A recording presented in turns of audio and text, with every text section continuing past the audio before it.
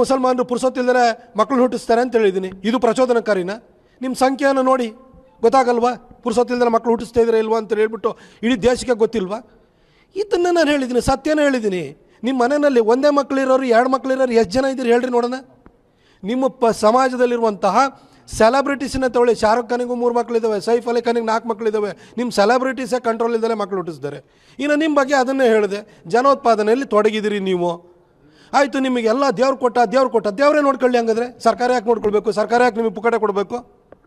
Tax payers ಹಿಂದೂಗಳು, majority tax payers ಹಿಂದೂಗಳಿದ್ದಾರೆ.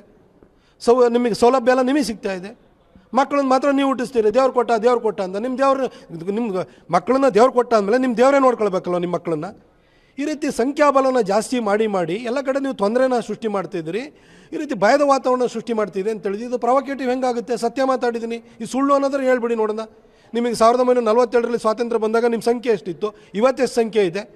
ಇದೇ ಬಾಂಗ್ಲಾದೇಶ ಮತ್ತು ಪಾಕಿಸ್ತಾನ ಪ್ರತ್ಯೇಕವಾದಂತಹ ಸಂದರ್ಭದಲ್ಲಿ ಬಾಂಗ್ಲಾದೇಶದಲ್ಲಿ 24% ಹಿಂದೂಗಳಿದ್ದರು, ಇವತ್ತು ಲೆಸ್ ದೆನ್ 5% ಇದ್ದಾರೆ. ಪಾಕಿಸ್ತಾನದಲ್ಲೂ ಕೂಡ 15% ಹಿಂದೂಗಳಿದ್ದರು, ಇವತ್ತು ಲೆಸ್ ದೆನ್ 1% ಇದ್ದಾರೆ.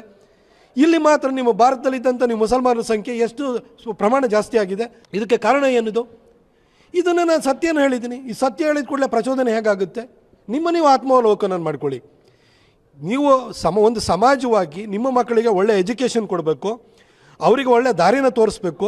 ಈ ನಿಟ್ಟಿನಲ್ಲಿ ಒಂದು ಸ್ವಲ್ಪ ನಿಯಂತ್ರಣದಲ್ಲಿ ಮಕ್ಕಳು ಹುಟ್ಟಿಸಿ ಅವರಿಗೊಂದು ಎಜುಕೇಷನ್ ಕೊಟ್ಟರೆ ಅವ್ರ ರೀತಿ ಪುಂಡಾಟಿಕೆ ಮಾಡಿ ಕಲ್ಲು ಹೊಡೆಯುವಂಥದ್ದು, ಪೊಲೀಸರ ಮೇಲೆ ಆಕ್ರಮಣ ಮಾಡುವಂಥದ್ದು, ಈ ರೀತಿ ದಾರಿ ತಪ್ಪೋ ಕೆಲಸನೂ ಮಾಡಲ್ಲ.